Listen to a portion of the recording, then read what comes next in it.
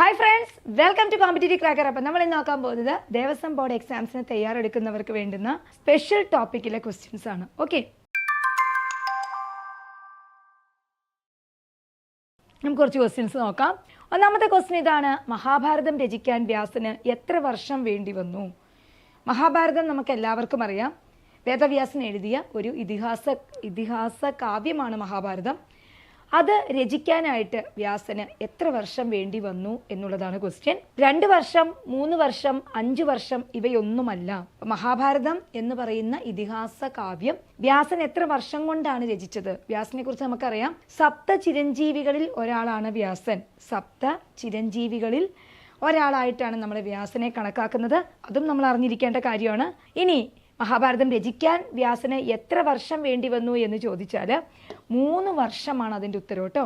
3 വർഷം കൊണ്ടാണ് വേദവ്യാസൻ മഹാഭാരതം രചിച്ചത്. ക്ലിയർ അല്ലേ? സപ്ത ചിരഞ്ജീവികളിൽ ഒരാളാണ് വ്യാസൻ. ഓക്കെ, നമ്മൾ അടുത്ത ക്വസ്റ്റ്യനിലേക്ക് പോവാണ്. ദേവസ്വം ബോർഡിന്റെ ആസ്ഥാനം എവിടെയാണ്? ദേവസ്വം ബോർഡിന്റെ ആസ്ഥാനം എവിടെയാണ്?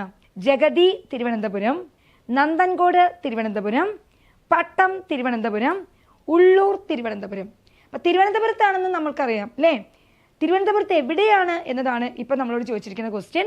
ജഗതിയിലാണോ, നന്ദൻകോടാണോ, പട്ടത്താണോ, ഉള്ളൂരാണോ? അപ്പം തിരുവനന്തപുരത്ത് എവിടെയാണ് ദേവസ്വം ബോർഡിൻ്റെ ആസ്ഥാനം എന്നതാണ് നമ്മൾ ശ്രദ്ധിക്കേണ്ടത്. അതിൻ്റെ ഉത്തരവും ഓപ്ഷൻ ബി ആണ്, നന്ദൻകോട് തിരുവനന്തപുരം. അപ്പം ദേവസ്വം ബോർഡിൻ്റെ ആസ്ഥാനം എന്ന് പറയുന്നത് നന്ദൻകോട് തിരുവനന്തപുരമാണ് കേട്ടോ. ഓക്കെ, അപ്പം നമുക്കിനി അടുത്ത ക്വസ്റ്റ്യനിലേക്ക് പോകാം. അടുത്ത ക്വസ്റ്റ്യൻ ഇതാണ്: ഞെരളത്ത് രാമപൊതുവാൾ ആരായിരുന്നു? ഞെരളത്ത് രാമപൊതുവാൾ ആരായിരുന്നു? സോപാന ഗായകനാണോ, കഥകളി നടനാണോ, പുല്ലാങ്കുഴൽ വിദഗ്ധനാണോ, നാദസ്വര വിദ്വാനാണോ? ഞെരളത്ത് രാമപൊതുവാൾ എന്ന് കേൾക്കുമ്പോൾ തന്നെ നമുക്കറിയാം ആരാണ്? സോപാന ഗായകനാണ് അല്ലേ? സോപാന സംഗീതം അല്ലെങ്കിൽ അഷ്ടപതി സംഗീതത്തിന് ഏറ്റവും കൂടുതൽ എന്താണ് മറ്റുള്ളവരിലേക്ക് എത്തിച്ച ആ ഒരു ആളാണ്, അല്ലെങ്കിൽ അതിൻ്റെ കുലപതി അല്ലേ? സോപാന സംഗീതത്തിൻ്റെ കുലപതി എന്നൊക്കെ അറിയപ്പെടുന്നത് ആരാണ്? ഞെരളത്ത് രാമപൊതുവാളാണ്. അപ്പം ഞെരളത്ത് രാമപൊതുവാളാണ് സോപാന സംഗീതത്തിൻ്റെ കുലപതി എന്നറിയപ്പെടുന്നത്. അദ്ദേഹം സോപാന സംഗീതവുമായി ബന്ധപ്പെട്ട് പ്രവർത്തിച്ചിരുന്ന ഒരാളായിരുന്നു കേട്ടോ. അപ്പോൾ സോപാന സംഗീതം എന്താണെന്നൊക്കെ എല്ലാവർക്കും അറിയാം. നമുക്ക് ക്ഷേത്ര ആചാരവുമായി ബന്ധപ്പെട്ട് ഉള്ള ഒരു കാര്യമാണ് സോപാന സംഗീതം അല്ലേ? അപ്പോൾ അവിടെ പ്രവർത്തിച്ചിരുന്ന ആളായിരുന്നു ഞെരളത്ത് രാമപൊതുവാൾ എന്ന് പറയുന്നത്. സോപാന സംഗീതത്തിനെ ഏറ്റവും ജനകീയമാക്കിയത്, അല്ലെങ്കിൽ സോപാന സംഗീതം ഇത്രത്തോളം ആളുകളിലേക്ക് എത്തിച്ചതിൽ അദ്ദേഹത്തിന് വളരെ പങ്കുണ്ട്. അദ്ദേഹത്തെ സോപാന സംഗീതത്തിൻ്റെ കുലപതി എന്നാണ് അറിഞ്ഞിരിക്കുന്നത്. അപ്പം അങ്ങനെയും ക്വസ്റ്റ്യൻ ചോദിക്കാം. സോപാന സംഗീതത്തിൻ്റെ കുലപതി എന്നറിയപ്പെട്ടിരുന്നത് ആരാണ്? ഞെരളത്ത് രാമപൊതുവാളാണ്. അദ്ദേഹത്തിന് ഒരുപാട് അവാർഡുകളും ഒക്കെ കിട്ടിയിട്ടുണ്ട്. ഓക്കെ, അപ്പം നമുക്കിനി അടുത്ത ക്വസ്റ്റ്യനിലേക്ക് പോകാം. അടുത്ത ക്വസ്റ്റ്യൻ ഇതായിരുന്നു: 6 വർഷത്തിലൊരിക്കൽ മുറജപം നടക്കുന്ന ക്ഷേത്രം ഏതാണ്? 6 വർഷത്തിലൊരിക്കൽ മുറജപം നടക്കുന്ന ക്ഷേത്രം ഏതാണെന്നാണ് ചോദിച്ചിരിക്കുന്നത്. ശ്രീകണ്ഠേശ്വരം, ശ്രീവരാഹം, ശ്രീ പത്മനാഭസ്വാമി ക്ഷേത്രം, നെയ്യാറ്റിൻകര ക്ഷേത്രം. ഇതിലേത് ക്ഷേത്രത്തിലാണ് 6 വർഷത്തിലൊരിക്കൽ മുറജപം എന്ന് പറയുന്ന ഒരു താന്ത്രിക ചടങ്ങ് നടക്കുന്നത്? എവിടെയാണ്? അതൊരു യാഗം പോലെ ചെയ്യുന്നതാണ്. അപ്പോൾ 6 വർഷത്തിലൊരിക്കൽ മുറജപം നടക്കുന്ന ക്ഷേത്രം എന്ന് പറയുന്നത് ഇതിലേതാണ്? ശ്രീകണ്ഠേശ്വരമാണോ, ശ്രീവരാഹമാണോ, ശ്രീ പത്മനാഭസ്വാമി ക്ഷേത്രമാണോ, നെയ്യാറ്റിൻകര ക്ഷേത്രമാണോ? ഇതിലേതാണെന്നാണ് ചോദിച്ചിരിക്കുന്നത്. നമുക്ക് എല്ലാവർക്കും അറിയാം 6 വർഷത്തിലൊരിക്കൽ മുറജപം നടക്കുന്ന ക്ഷേത്രം ഏതാണ്? ശ്രീ പത്മനാഭസ്വാമി ക്ഷേത്രമാണ് അല്ലേ? ഇതാണ് മുറജപം. 6 വർഷത്തിലൊരിക്കൽ മുറജപം നടക്കുന്ന ക്ഷേത്രം എന്ന് പറയുന്നത് ശ്രീ പത്മനാഭസ്വാമി ക്ഷേത്രമാണ്. ശ്രീ പത്മനാഭസ്വാമിയുടെ പ്രീതിക്കായിട്ട് നടത്തുന്ന ഒരു യാഗം ആണ് ഈ മുറജപം എന്ന് പറയുന്നത്. അത് 6 വർഷത്തിലൊരിക്കലാണ് നടക്കുന്നത്. അത് നടക്കുന്നത് ശ്രീ പത്മനാഭസ്വാമി ക്ഷേത്രത്തിലാണ്. അത് തുടങ്ങി വെച്ചത് ആരാണ്? മാർത്താണ്ഡവർമ്മ മഹാരാജാവാണ് കേട്ടോ. മാർത്താണ്ഡവർമ്മ രാജാവിൻ്റെ കാലത്താണ് മുറജപം എന്ന് പറയുന്ന ഈ യജ്ഞം തുടങ്ങി വെച്ചത്. ആരാണ്? മാർത്താണ്ഡവർമ്മ രാജാവ് അല്ലേ? മാർത്താണ്ഡവർമ്മ രാജാവിൻ്റെ കാലത്താണ് മുറജപം എന്ന് പറയുന്ന ഈ യജ്ഞം തുടങ്ങി വെച്ചത്. ക്ലിയർ അല്ലേ? അപ്പോൾ അത് ശ്രീ പത്മനാഭസ്വാമി ക്ഷേത്രത്തിൽ 6 വർഷത്തിലൊരിക്കൽ നടക്കുന്ന ഒരു യാഗമാണ്, അല്ലെങ്കിൽ ഒരു യജ്ഞമാണ് കേട്ടോ മുറജപം എന്ന് പറയുന്നത്. ക്ലിയർ അല്ലേ? അടുത്തത് ദേവസ്വം ബോർഡിൻ്റെ LDC ബാച്ച് നമുക്ക് ആരംഭിച്ചിട്ടുണ്ട്. ഇത്തരത്തിലുള്ള ക്വസ്റ്റ്യൻസ് അല്ലെങ്കിൽ ഇത്തരത്തിലുള്ള സ്പെഷ്യൽ ടോപ്പിക്ക് അതെല്ലാം നിങ്ങളെ കൺഫ്യൂസ് ചെയ്യിക്കുന്നതാണ്. അപ്പോൾ അങ്ങനെയുള്ള ക്ലാസ്സുകളുമായിട്ടാണ് ടീം കോമ്പറ്റിറ്റീവ് ക്രാക്കർ നിങ്ങളിലേക്ക് എത്തുന്നത്. അപ്പോൾ ജോയിൻ ചെയ്യുന്നതിനായിട്ട് താഴെ കാണുന്ന നമ്പറിലേക്ക് വിളിക്കാവുന്നതാണ്. അപ്പോൾ എക്സാം വരാനായിട്ട് നമ്മൾ നിൽക്കണ്ട. അപ്പോൾ എക്സാമിന് തയ്യാറെടുക്കുന്നവർക്ക് നേരത്തെ ജോയിൻ ചെയ്യുക, എല്ലാം പ്ലാൻഡ് ആയിട്ട് പഠിക്കുക, സ്പെഷ്യൽ ടോപ്പിക്സിനൊക്കെ കുറച്ച് പ്രാധാന്യം കൊടുത്ത് പഠിക്കുക.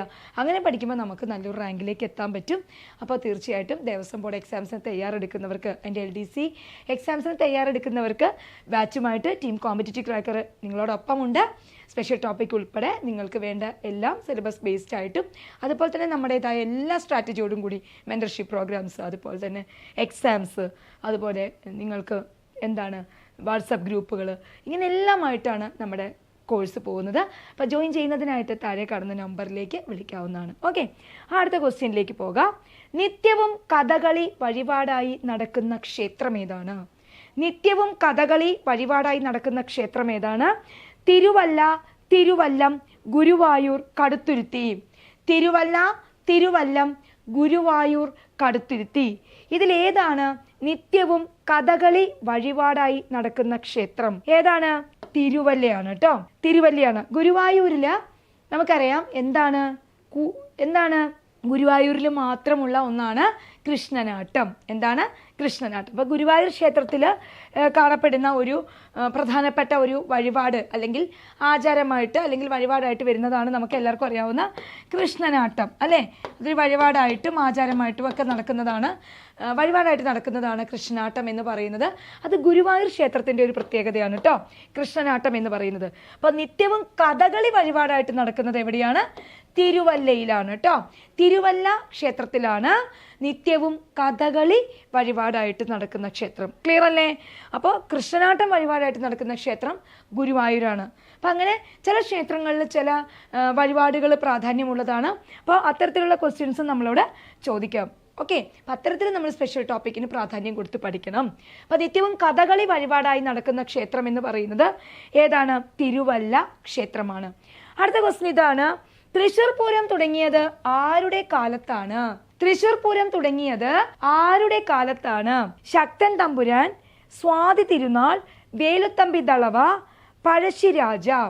ആരുടെ കാലത്താണ് തൃശ്ശൂർ പൂരം തുടങ്ങിയത്? ശക്തൻ തമ്പുരാൻ, സ്വാതി തിരുനാൾ, വേലുത്തമ്പി ദളവ, പഴശ്ശിരാജ.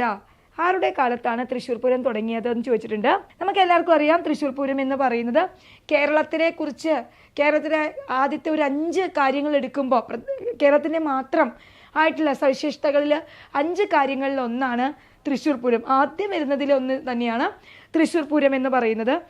തൃശ്ശൂർ എന്ന് പറയുന്ന കേരളത്തിലെ സാംസ്കാരിക നഗരമാണ്. അതുമായി ബന്ധപ്പെട്ട് വടക്കുംനാഥ ക്ഷേത്രത്തിൽ അല്ലെങ്കിൽ സാംസ്കാരിക നഗരമാണ്. വടക്കുംനാഥ ക്ഷേത്രത്തിലാണ്, തൃശ്ശൂർ വടക്കുംനാഥ ക്ഷേത്രത്തിലാണ് തൃശ്ശൂർ പൂരം നടക്കുന്നത്. എല്ലാവർക്കും അറിയാവുന്ന കാര്യമാണ് അല്ലേ? ഇനി ഈ തൃശ്ശൂർ പൂരം തുടങ്ങിയത് ആരുടെ കാലത്താണെന്നാണ്. തൃശ്ശൂർ പൂരത്തിൻ്റെ പുറകിൽ ഒരു വലിയ ചരിത്രമുണ്ട്. തൃശ്ശൂർ പൂരത്തിന് മുമ്പ് ആറാട്ടുപുഴ പൂരമായിരുന്നു ഉണ്ടായിരുന്നത്. ഒരിക്കൽ വലിയൊരു മഴയും അങ്ങനെയൊക്കെ വന്നതുകൊണ്ട് ഈ തൃശ്ശൂർ നിന്നുള്ള ആളുകൾക്ക് ചുറ്റുപാടുമുള്ള എല്ലാ അമ്പലത്തിലുള്ളവരും ആറാട്ടുപുഴ പൂരത്തിനാണ് പോയിക്കൊണ്ടിരുന്നത്. അപ്പം മഴയും അങ്ങനെ എന്തൊക്കെയോ വെള്ളപ്പൊക്കമൊക്കെ ആയിട്ട് ഇവരിവിടുന്ന് പൂരത്തിനെത്താൻ വൈകി. അവിടെ ആറാട്ടുപുഴ പൂരം തുടങ്ങിയിരുന്നു. അപ്പോൾ ഇവർക്ക് കുറച്ച് അപമാനിച്ച് അല്ലെങ്കിൽ ആ പൂരത്തിൽ പങ്കെടുക്കാൻ സാധിച്ചില്ല. അവരത് വിഷമത്തോടെ വന്ന് അന്നത്തെ രാജാവായിരുന്ന ശക്തൻ തമ്പുരാനോട് പറഞ്ഞപ്പോൾ ശക്തൻ തമ്പുരാനാണ് ഈ തൃശ്ശൂർ പൂരം ആദ്യമായിട്ട് തൃശ്ശൂർ പൂരം എന്ന് പറയുന്നത് തുടങ്ങാനായിട്ട് അതിനുവേണ്ടി പ്രയത്നിച്ചത്. അതായത് തൃശ്ശൂരിനും ചുറ്റുവട്ടത്തുമുള്ള കുറച്ച് അമ്പലങ്ങളൊക്കെ അവിടെ നിന്നിട്ട് ആറാട്ടുപുഴ പൂരം പോലെ തന്നെ അതുപോലെ തന്നെ പ്രാധാന്യത്തോടെ തൃശ്ശൂർ വടക്കുംനാഥ ക്ഷേത്രത്തിൽ തൃശ്ശൂർ പൂരം എന്ന് പറയുന്ന അതിന് തുടക്കം കുറിച്ചത് നമ്മുടെ ആരാണ്? ഏത് രാജാവാണ്? ശക്തൻ തമ്പുരാനാണ് കേട്ടോ. അപ്പം ശക്തൻ തമ്പുരാൻ ആണ് തൃശ്ശൂർ പൂരത്തിന് തുടക്കം കുറിച്ച രാജാവ്. ഓക്കെ, ശക്തൻ തമ്പുരാനാണ് തൃശ്ശൂർ പൂരത്തിന് തുടക്കം കുറിച്ച രാജാവ്. ഇനി തൃശ്ശൂർ പൂരത്തിന് തുടക്കം കുറിച്ച രാജാവ് ശക്തൻ തമ്പുരാനാണെന്ന് പറയുമ്പോഴും ശക്തൻ തമ്പുരാൻ്റെ യഥാർത്ഥ പേരെന്താണെന്ന് ചോദിച്ചാൽ രാമവർമ്മ കുഞ്ഞിപ്പിള്ള തമ്പുരാൻ എന്നാണ് കേട്ടോ. ശക്തൻ തമ്പുരാൻ്റെ യഥാർത്ഥ പേര് രാമവർമ്മ കുഞ്ഞിപ്പിള്ള തമ്പുരാൻ എന്നാണ്. ഓക്കെ, അപ്പം ശക്തൻ തമ്പുരാനാണ് തൃശ്ശൂർ പൂരത്തിന് തുടക്കം കുറിച്ചത്. അതാണ് നമ്മൾ ഇനി അറിഞ്ഞിരിക്കേണ്ടത്. തൃശ്ശൂർ പൂരമൊക്കെ ആയിട്ട് വളരെ പ്രധാനപ്പെട്ട ഒരു പൂരം അല്ലെങ്കിൽ ഒരു ഉത്സവമാണ്. അതുമായി ബന്ധപ്പെട്ട കാര്യങ്ങളൊക്കെ നമ്മൾ അറിയേണ്ടതാണ്. ഓക്കെ, അപ്പോൾ ശക്തൻ തമ്പുരാനാണ് തൃശ്ശൂർ പൂരത്തിന് തുടക്കം കുറിച്ചത്. അടുത്തത് മന്നാൻ കൂത്തിൻ്റെ ഇതിവൃത്തം എന്ത്? മന്നാൻ കൂത്ത്, ചാക്യാർ കൂത്തെന്ന് നമ്മൾ കേട്ടിട്ടുണ്ട് അല്ലേ? ചാക്യാർ കൂത്തെന്ന് കേട്ടിട്ടുണ്ട്, നങ്ങ്യാർ കൂത്തെന്ന് കേട്ടിട്ടുണ്ട്. ഇത് മന്നാൻ കൂത്ത്. മന്നാൻ കൂത്തിൻ്റെ ഇതിവൃത്തം എന്ത് എന്നാണ് ചോദിച്ചിരിക്കുന്നത്. എന്താണ് മന്നാൻ കൂത്ത്? എന്ത് കഥയാണ് മന്നാൻ കൂത്തിൽ പറയപ്പെടുന്നത്? രാമായണം കഥയാണോ, മഹാഭാരതമാണോ, ചിലപ്പതികാരമാണോ, വേൽമുരുകൻ കഥയാണോ എന്ന് ചോദിച്ചിട്ടുണ്ട്. അപ്പം മന്നാൻ കൂത്ത് എന്ന് പറയുന്നത് ഇടുക്കി ജില്ലയിലെ മന്നാൻ എന്ന് പറയുന്ന ഒരു ആദിവാസി വിഭാഗത്തിൻ്റെ ഒരു കലാരൂപമാണ്, അനുഷ്ഠാന കലാരൂപമാണ്. അപ്പം മന്നാൻ കൂത്ത് എന്ന് പറയുന്നത് മന്നാൻ എന്ന് പറയുന്ന ഇടുക്കി ജില്ലയിലെ ഒരു ആദിവാസി വിഭാഗത്തിൻ്റെ അനുഷ്ഠാന കലാരൂപമാണ് മന്നാൻ കൂത്ത്. ഓക്കെ, മന്നാൻ വിഭാഗത്തിൻ്റെ അനുഷ്ഠാന കലാരൂപമാണ് മന്നാൻ കൂത്ത് എന്ന് പറയുന്നത്. ഓക്കെ അല്ലേ? ഇനി അവിടെ എന്താണ് ഇതിവൃത്തമായിട്ട് വരുന്നത്? രാമായണം കഥയാണോ, മഹാഭാരതമാണോ, ചിലപ്പതികാരമാണോ, വേൽമുരുകൻ കഥയാണോ എന്നാണ് ചോദിച്ചിരിക്കുന്നത്. മന്നാൻ കൂത്തിൽ ഇതിവൃത്തം എന്ന് പറയുന്നത് ചിലപ്പതികാരം കഥയാണ്. അതായത് നമ്മുടെ കോവിലൻ്റെയും കണ്ണകിയുടെയും കഥ. ഓക്കെ, ചിലപ്പതികാരം കഥയാണ്, കോവിലൻ്റെയും കണ്ണകിയുടെയും കഥയാണ് മന്നാൻ കൂത്തിൻ്റെ ഇതിവൃത്തം. ഇതൊരു ആദിവാസി വിഭാഗത്തിൻ്റെ അനുഷ്ഠാന കലാരൂപമാണ് മന്നാൻ കൂത്ത്. ക്ലിയർ അല്ലേ? അപ്പോൾ ഇതെല്ലാം നമ്മൾ അറിഞ്ഞിരിക്കേണ്ടതാണ്, വ്യത്യസ്തമായ ചോദ്യത്തിൽ വരുന്നതാണ്. ഓക്കെ, അപ്പം ചിലപ്പതികാരം കഥ അതല്ലെങ്കിൽ കോവിലൻ്റെയും കണ്ണകിയുടെയും കഥയാണ് ഇതിൻ്റെ ഇതിവൃത്തമായിട്ട് വരുന്നത്. മന്നാൻ കൂത്ത് എന്ന് പറയുന്നത് ഇടുക്കി ജില്ലയിലെ മന്നാൻ എന്ന് പറയുന്ന ആദിവാസി വിഭാഗത്തിൻ്റെ അനുഷ്ഠാന കലാരൂപമാണ്. ക്ലിയർ അല്ലേ? ഇനി നമുക്ക് അടുത്ത ക്വസ്റ്റ്യനിലേക്ക് പോകാം. ആദിവാസി വിഭാഗത്തിൻ്റെ കലാരൂപമാണ്. ഓക്കെ അല്ലേ? അപ്പോൾ നമ്മൾ ഇന്ന് നോക്കിയത് ദേവസ്വം ബോർഡ് എക്സാംസിന് തയ്യാറെടുക്കുന്നവർക്ക് സ്പെഷ്യൽ ടോപ്പിക്കിലെ കുറച്ച് ക്വസ്റ്റ്യൻസ് ആണ്. ഇതുപോലെ വെറൈറ്റി ക്വസ്റ്റ്യൻസുമായിട്ട് നമുക്ക് മറ്റൊരു ക്ലാസ്സിലൂടെ കാണാം. അപ്പോൾ ക്ലാസ്സിലേക്ക് ജോയിൻ ചെയ്യുന്നതിനായിട്ട് താഴെ കാണുന്ന നമ്പറിലേക്ക് വിളിക്കുക. നമ്മുടെ ക്ലാസ്സുകളൊക്കെ ആരംഭിച്ചിട്ടുണ്ട്. അപ്പോൾ മറ്റൊരു ക്ലാസ്സിലൂടെ വീണ്ടും കാണാം. All the best. Thank you.